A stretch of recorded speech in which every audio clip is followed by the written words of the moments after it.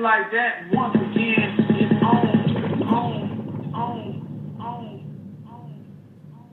And just like that, once again, it's on. What's up, world? Welcome to the Ridin Durty show. It's your boy Vic XL, and it goes down. And you know, this is where we give you beats, rhymes, hip hop, everyday life, and everything that's new and hot. We give it to you now, not next. All right, the World Renowned Ridin Durty show, man. Welcome, welcome, welcome.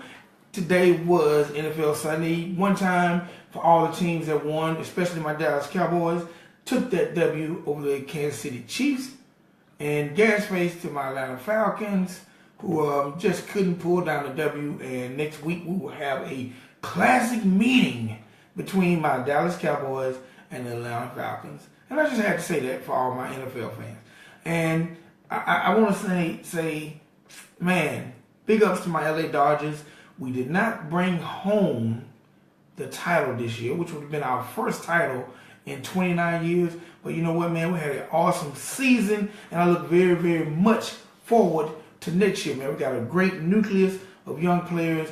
We just got to plug in a couple more holes, and we'll be in there. But one time for my LA Dodgers, who definitely represented well for all the fans and family of the LA Dodgers, man. We got to keep our heads up high, and we're going to get them next year, all right? All right, real quick, man, celebrity birthdays, hip-hop birthdays. Happy birthday to legendary Atlanta rapper Baby D. He was born today in 1984. Baby D has definitely been doing his thing on the ATL scene. He one time had a deal with Sony Records. Regionally, he's most known for the song East Side, West Side. That East Side hope, that West Side hope. One time for Baby D, happy birthday to him. Also, happy birthday to my man Odell Beckham Jr. He turns 25 years old today. All-pro wide receiver for the New York Giants. Unfortunately, he's on IR. That's injured reserve right now. But happy birthday to him. Hopefully, he's having a great day. And last, happy birthday to my man OJ Mayo. OJ Mayo, NBA star. OJ Mayo turns 30 years old today. So happy birthday to them, and happy birthday to you. If you're checking out the show and you were born November the 5th, happy birthday to you, and hopefully you had an awesome day. All right, now, y'all know this show that you're listening to, that you're going to go back and listen to, or however you're enjoying it on your favorite streaming site, is brought to you each and every episode by Dr. Juice Cleanse. That's right, Dr. Juice Cleanse is an all-natural cleanser. All-natural cleanser that promises to do all kind of awesome things for your body, like it helps remove toxins from your body, it helps remove all kind of waste and just things in your body that don't make your body run right. Dr. Juice Cleanse is like an oil change for your body. Okay? It helps stop the aging process. It helps with stress. It provides stress relief. It helps provide healthy colon enhancements. Dr. Juice Cleanse is an awesome product. I'm a user of Dr. Juice Cleanse, and I would like for you to be a user too. But before I tell you everything that Dr. Juice Cleanse does, I would rather you go find out for yourself by visiting drjuicecleanse.com. That's right, drjuicecleanse.com. Everything is spelled normal. And find out about the product. And potentially visit and buy. Alright? It's just that simple, man. Dr. Juice Cleanse has been rocking with the Ridin Durty show for over 15 years. And we want y'all to rock with them. Alright? One time for everybody on my Facebook Live checking in, man. One time for my mom Dukes. One time for my man Double A, Anthony Atkinson down in Miami doing this thing, promoting this artist, Young Jab, who's going to be on the show really, really soon. And you know what? With no further ado, I'm going to bring on our guest, because we got a very interesting guest tonight. I'm very excited talking to him. Had a chance to check out the record. So ladies and gentlemen, boys and girls, with no further ado, Mr. Gotti Mirano. What's going on, sir? AKA GAR. Hey, what up, man? All Hey, right. what's up, bro? It's Gotti Mirano, aka CAREER. Thank you for having me on the show, man. Man, I'm glad to have you on the show. Did I say it right? Because I know I have a strong Southern dialect. Nah, yeah, it's Gotti Mirano. Mirano. Okay. AKA Gar.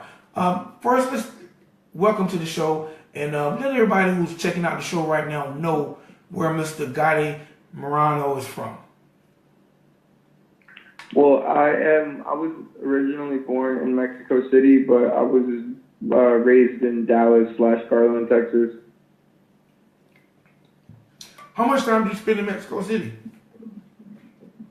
I was there until like the age of 5. After 5, I moved to TJ, and then like from like 5 to 7, I got to the U.S. at 7. All right. Do you get a chance to visit much? Yeah, I mean, I haven't been in like 10 years because I've just been so busy, but I do need to go back.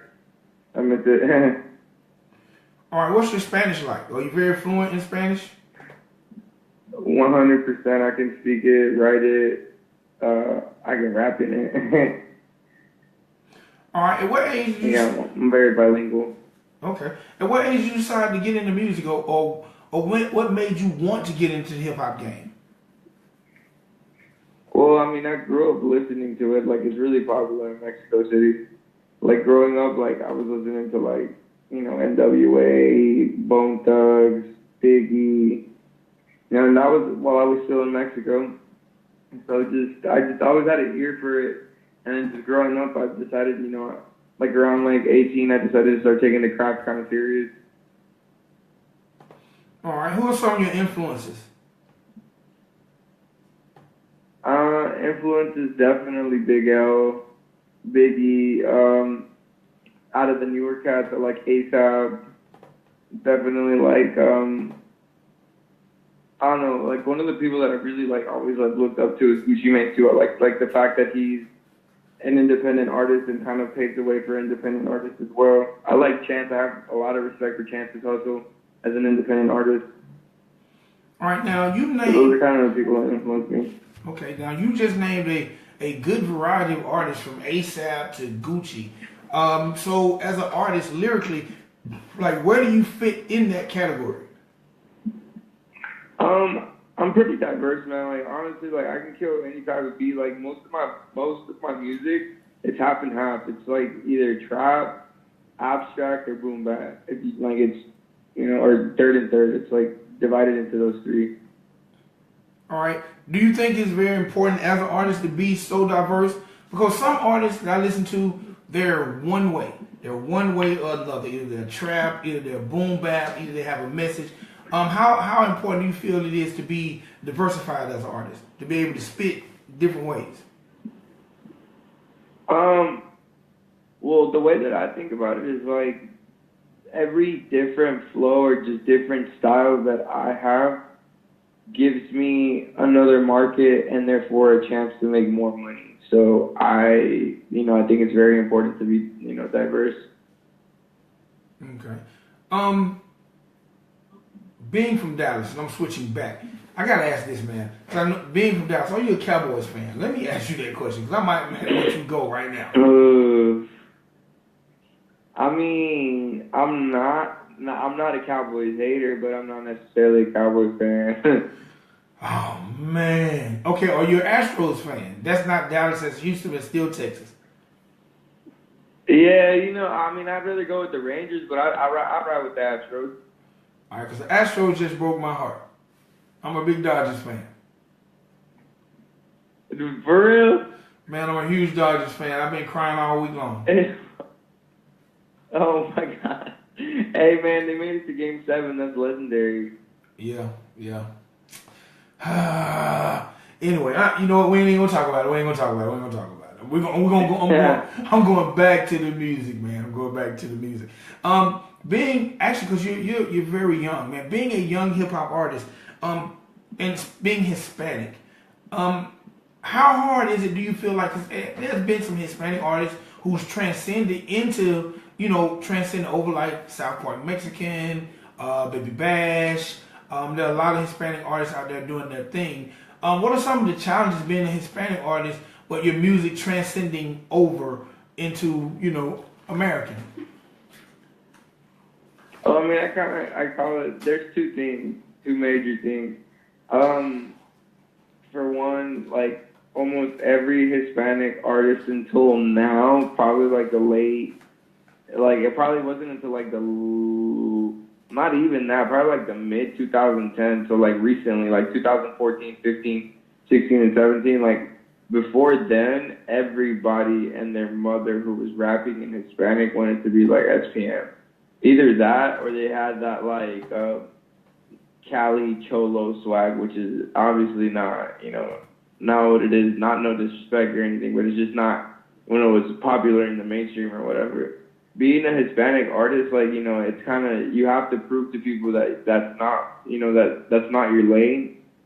And then also, being Hispanic in itself, like, you kind of have to prove yourself. Or I call it the Eminem factor. Because, like, you know what I'm saying? It's like, oh, like, it's like, you're Hispanic. I don't know if you can, like, they like, you know, they second guess you, like, oh, can he really spit or not? You know what I'm saying? Due to the fact that there's so many, like, SPM, you know, alike people, you know what I'm saying? Yeah, I definitely get it. Now, you know, I've noticed, and I'm not sure if you're familiar with the movement, but I've noticed the emergence of Latin trap. Are you familiar with Latin trap? Oh man, it's actually bubbling out of the underground now. How do you feel like about it's breaking Latin into the mainstream? Yeah, it definitely is. Like, I'm very fond of Latin trap. I'm very fond of Ozuna. I'm very fond of Farruko. There's some underground cats like Los Yacos, Manos. Like, actually, matter of fact, Bad Bunny will be in Atlanta this month. But what would you want your music categorized in that arena, or will you be doing music that will actually be affiliated with Latin trap as well, or you gonna stay in the lane you're in? Well, I mean, I don't know what it's, because I wouldn't necessarily, I do have, like, in my album, Don Gotti, I do have a full Spanish track, and it's not necessarily, like, it doesn't have, like, that trap style. It's more of, like, it's more like boom bap, but it is in Spanish, so it is definitely Spanish modern rap. I do think that movement is something that, I mean, I would like to, like, be associated with, but not, like, heavily. Just, like, you know, like, dip my feet and, you know, maybe do a song or two. But I wouldn't, like, necessarily, like, make it my avenue. All right. Have you had a chance to check out any of those artists? Of course. I've heard of Farruko. Yeah. Actually, Farruko right now has a song called Creepy Kush that is killing the charts. Yeah. And I think Farruko, yeah, I think he has a production deal with MMG, so he'll probably be making a lot of moves. You know, he got that little Rick Ross money behind him right now, I think. Yeah, exactly. Yeah, that's how I knew about him. We know in hip-hop is, when it comes to sales and fans, it's really dominated by women and the youth. What is your woman fan base like? Actually, to be honest, like, it wasn't until, like, I dropped, because it dropped when I dropped this new project. To be honest, it was at 50-50 based on my Spotify demographic, but now it's like at 60-40. So the women are coming on in. No, they are. It's because this album that I dropped, it does have, like, a couple, like, it has, like, one love song on it, but it wasn't as, like, based towards the females. There was more of, like, hype, like, mainstream type stuff. Can you see yourself making more records for the ladies? Because, you know, women buy. I have to. That's my #1 hit. Like, I charted because of the ladies. Well, my #1 single, it charted on Spotify. It actually hit #3 in the Spotify's top 50 most viral for the USA and #6 globally. So the women got me there, so I definitely do have to make another hit for the ladies. All right, what was the name of your record that charted on Spotify? Wicked Shame. And tell me a little bit about that record. Who produced it and the concept of it? Production-wise, it was I pretty much got the I got the rights to sample it. It's actually a beat by Core de Pirate, and it was engineered and mastered by Frosty G. Okay. All right. And what is it feeling like to know you wake up one morning and your record is like number 3 on Spotify? Like, what's that feeling like?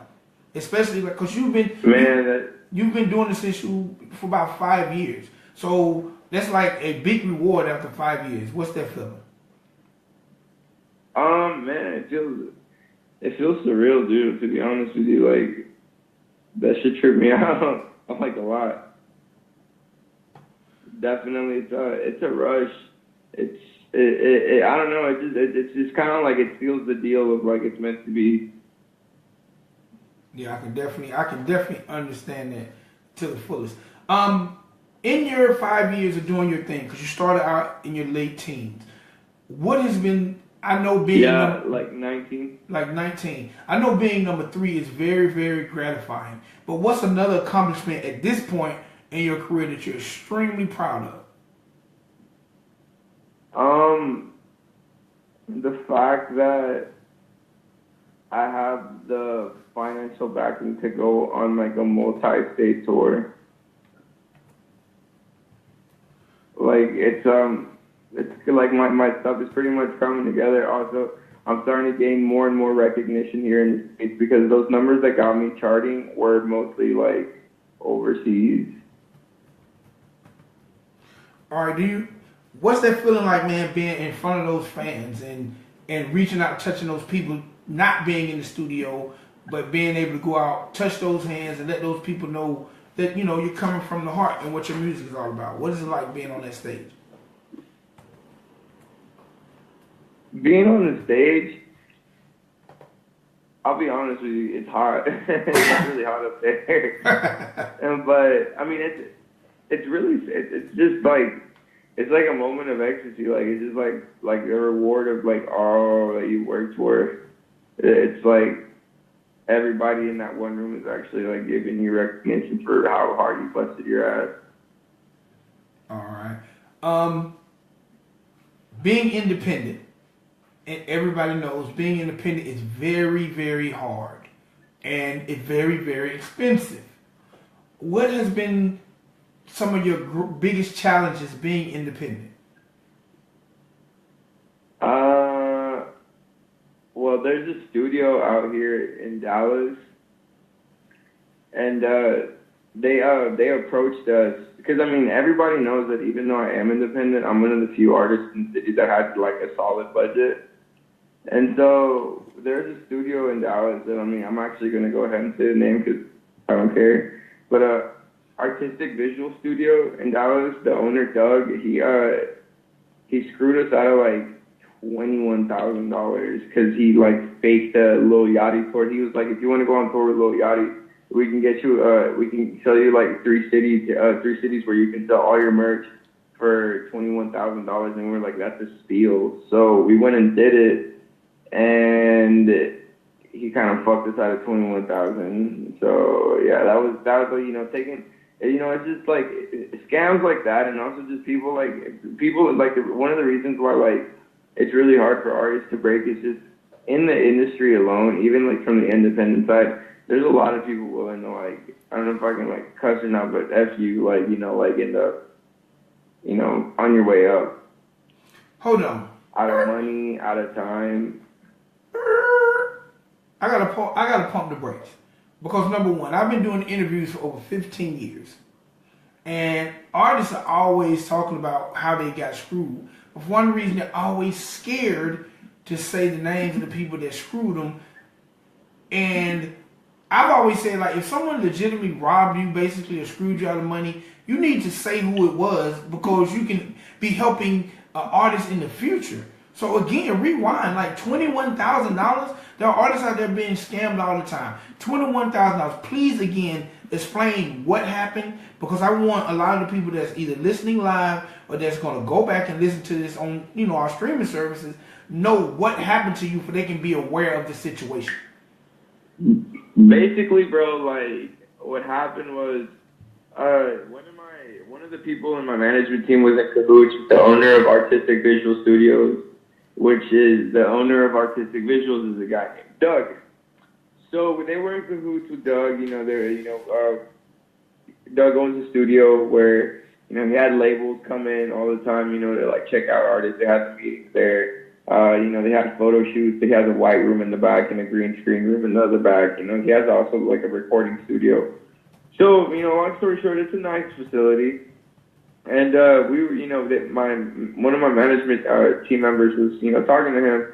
And, they did business, they had a couple good runs, but it was never really like, the rapport was built too fast, like within like, they had just been dealing with each other. But, he seemed like a good guy. So he was like, yeah, man, because he did introduce us to a Capitol Records rep, which has been like kind of like helping us throughout, our way or whatever. But basically, he was like, yeah, I can get you on tour with Lil Yachty. Like, I have all the connects. Like, it's a go. Everything is straight. Basically everything was supposedly lined up. Well, everything was solid. We had just, deposited the money or whatever into the account. And we're just, looking through the contract. Everything looked straight, but then one thing stood out completely fucked up. If you know Lil Yachty signed to, like, Coach K's label, which is Quality Control. Now, that Quality Control is owned by Capitol Records. In the contract, it said Quality QC Sony. And that's wrong because it's QC Capitol. So that was a huge red flag, like, right after the fucking money was deposited. And we were like, wait a minute, hold the fuck up. So we tried to get the money back, and then he's like, oh my God, dude, I don't know what happened. Like, I don't know, like, it got wired to the wrong account. We just got to try to get it back type shit. And then, he said, she said, bank said, and all that bullshit. Basically, we got scammed. So this man has not tried to return any of you guys' money? Nah, like, we're just kind of like, I think there's a lawsuit coming.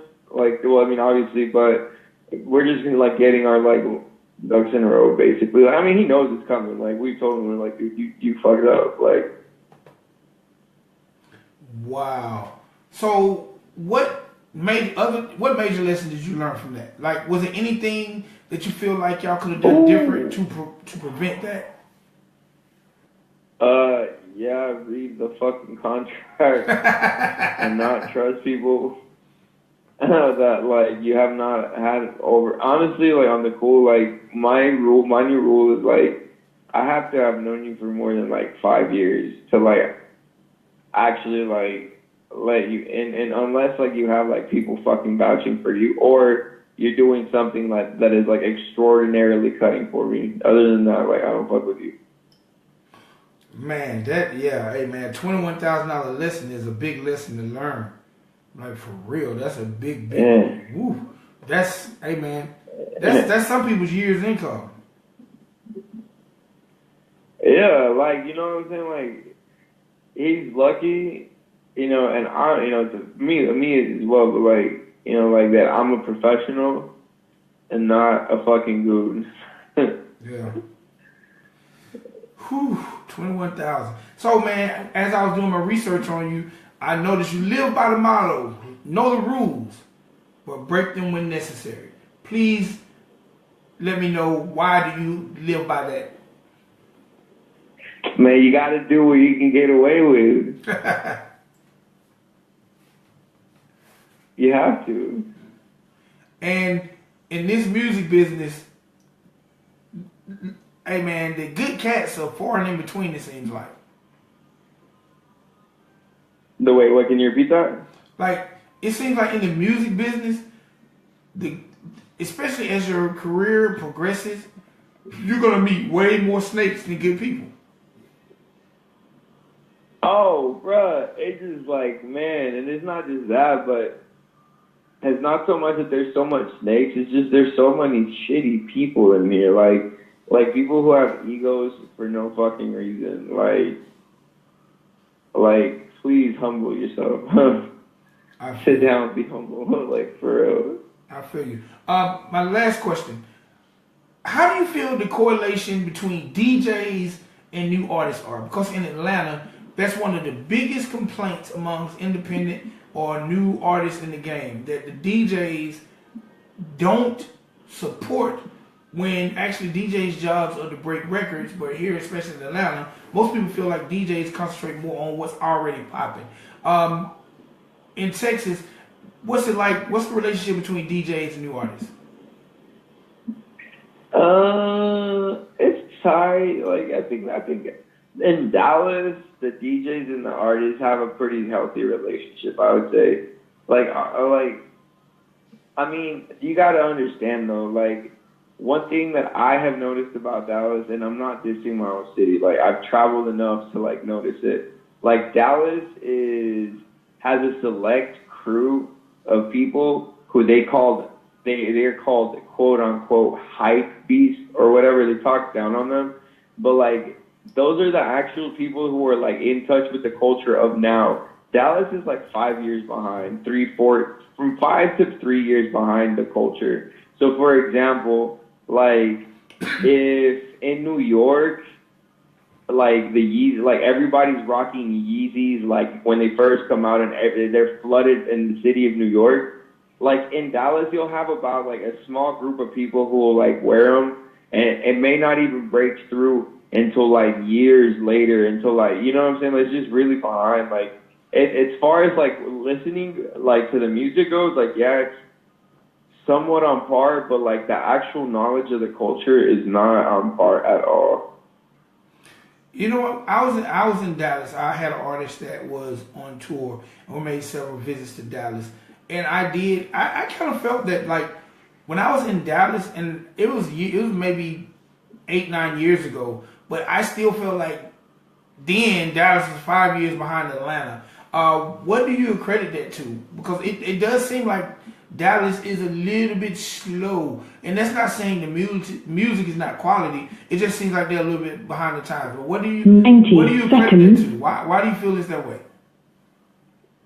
I feel like because, to be honest, like, being real with you, like, Dallas is, like, it's barely starting to boom. Like, it's always been a big city, but it's never had, I've always, like, okay, because it has a lot to do the fact that it's in the Bible Belt. I know that for sure. Like, the fact that it's in the Bible Belt and, like, there's so many restrictions on so many things. Like, for example, like, 60 seconds. Conservative restrictions that they have on the nightlife and all that stuff does take effect and a toll on the culture. So, like, for example, like, whenever I go to, I don't know, Atlanta, I can fucking get liquor, like, damn near almost any time, anywhere. Like, you know, there's a lot of bootleg stores. Like, you know, the strip, like, there's less restrictions on, like, strip clubs.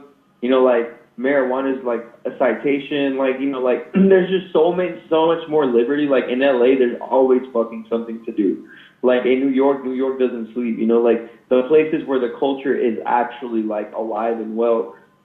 Dallas has all the resources to be those, but the fact that it's in the Bible Belt and it's in this super fucking conservative state, it actually, it 10 seconds. Out, you know what I'm saying? That's why it's so behind.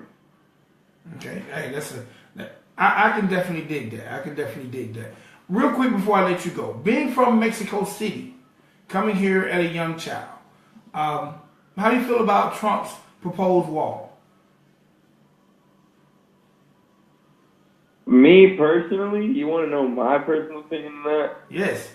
I feel like, okay, and I usually, man, they tell me don't get political, but I'm gonna be straight up with you. Like, you know, okay, did you know that he, before Trump, during the Obama administration, the military budget was like $58 billion. Trump doubled that, now it's 106. Now, why? That's the same reason for the wall. It's not necessarily the wall, and I'm not for it. To be honest, I think, like, all that shit is dumb. But the reason why he did that is because, like, that is basically like using your own money to stimulate your own economy. And I mean, from the economical point, it makes sense, but like from the moral point, it's complete fuck. Hey, you know what? I've never heard it from that viewpoint. So the idea of a wall is ridiculous, but it's generating money for the country. Oh man, like, okay, for example, like during World War II, we were coming out of a depression. Why did we come out of a depression? Because America's bread and butter is guns and arms sales. So by him boosting the world budget, I mean the budget for military to 106, like instead of 58, he just literally boosted the economy that much. Like under his, and I'm not a supporter. Let me establish that I am not a supporter of this MF like at all. But under his presidency, like the stock market has soared higher than ever, which is scary in my opinion because that's like a fucking bubble waiting to burst. But that's, you know, like basically like I don't know, like Donald Trump is a Gemini, and so like he's like the exact thing of a Gemini. Like some of the things that he does, like I guess it makes sense from a business standpoint, but morally it's all fucked. All right, I can get it. Real quick, man, how has the internet influenced your career and let people know how to find you? The internet has made my career. Without the internet, there's like no me. If this was in the 90s, I would, well, I don't know, I can't speak on that because also in the 90s it wasn't so saturated with artists, but I mean, yeah, it's honestly like made my career. Where you can find me at on my IG, my Instagram, and my Facebook page, it's at Gotti Mirano. That's GOTTI MIRANO. And then my Twitter is at official.G.A.R. That's OFFICIALGAR. All right, tell me about the acronym GAR. What does that stand for? GAR is a short, abbreviated version of my government name, which is Gary Alpha Mirano. Oh, okay. I kind of wanted to go with like my real name, no gimmick. That's why I did Gotti Mirano. It's honestly like I'm from Mexico City and my real name is Gary, so the way they pronounce it over there, it sounds like Gotti, straight up Gotti. And then my last name is Alpha Mirano, and that's just too long, so I shortened it to Gotti Mirano. All right, that's what's up. All right, Gotti. Before we get up out of here, first thing I want to say is thank you for coming on the show. I love your views of what you said about the wall, man. That's dope. I really love it. I haven't looked at it from that standpoint. Secondly, man, I love the record we're about to drop. It's called Plug. Tell us a little bit about it and introduce it to the world. Plug is a record that I actually did in Atlanta's legendary studio, Patchworks. It's featuring an Atlanta artist by the name of Mike DIGG. He's also an artist that's signed to the same independent label that I'm signed to. It's a great record. I actually, all of the Atlanta vibes just like stuck to me that day, and I went and dropped my Patchworks. It's actually pretty dope. I hope you guys like it. All right, and what's next for Gotti? What's next is November 25th. I leave on tour for an East Coast tour. We're doing all of a lot of college towns in Florida, Georgia, Virginia, South Carolina, and I think we might be doing New York. All right, man. If you make a stop to the A, definitely look me up. All right. Hey, man, definitely. I actually, do you know DJ Funky in LA? I mean, in the ATL. Who is that? DJ Funky. He's like one of the like top DJs in the DJ coalition. Of course, I know DJ Funky. He's probably one of the biggest strip club DJs in the city as well. That's my boy, man. He broke a lot of my records. Man, one time, shout out for DJ Funky. He's definitely been doing it forever. Shout out DJ Funk. That's my uncle. All right, man. If you come through the A to see Funky, look me up, all right? Hey, definitely, bro. All right. We got to link up. All right. One time, my man Gotti. Name of this joint, we're about to drop his Plug. I hope y'all enjoy it. Man, y'all have a wonderful night. It's your boy, Vic XL. This is the Ridin Durty Show. Thank you, Gotti. Thank you for having me.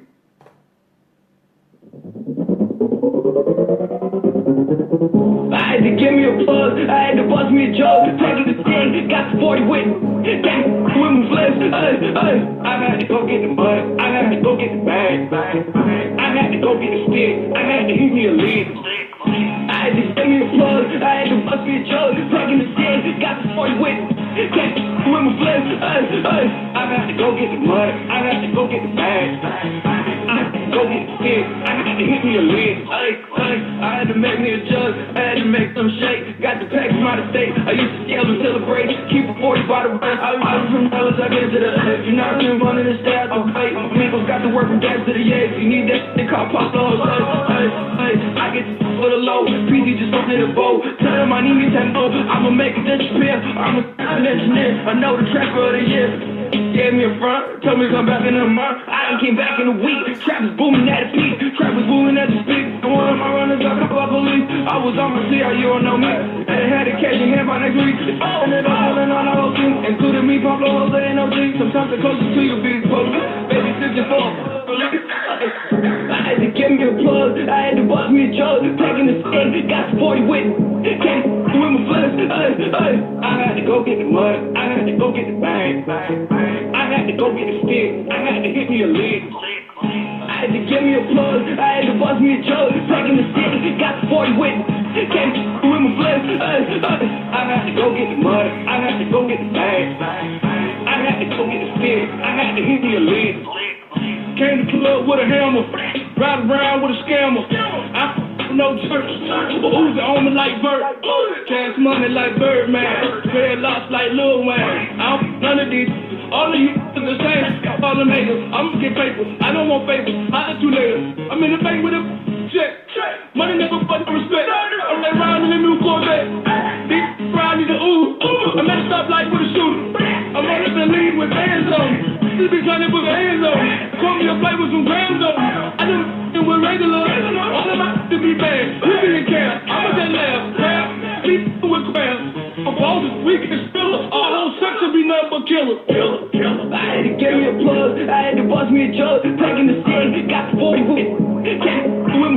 I had to go get the mud. I had to go get the bag. I had to go get the stick. I had to hit me a lick. I had to give me a plug, I had to bust me a jug, taking the stick, got the 40 with me. One time my man I had to go get the mud, I had to go get the bag. AKA CAR, we're gonna call him Gotti. I had to hit me a lick. Y'all make sure y'all follow Ridin Durty Show on all our streaming avenues: SoundCloud, Mixcloud, Spreaker, Blogtalk Radio, and YouTube. Alright, man, hope y'all enjoy. Y'all get your week started good. Do good things. Be a blessing. It's your boy Vic XL. I'm up out of here, man. I'm about to hit the bed. Again, one time for my man Gotti. That joint was plugged. Ridin Durty Show. Your boy Vic XL. We gone.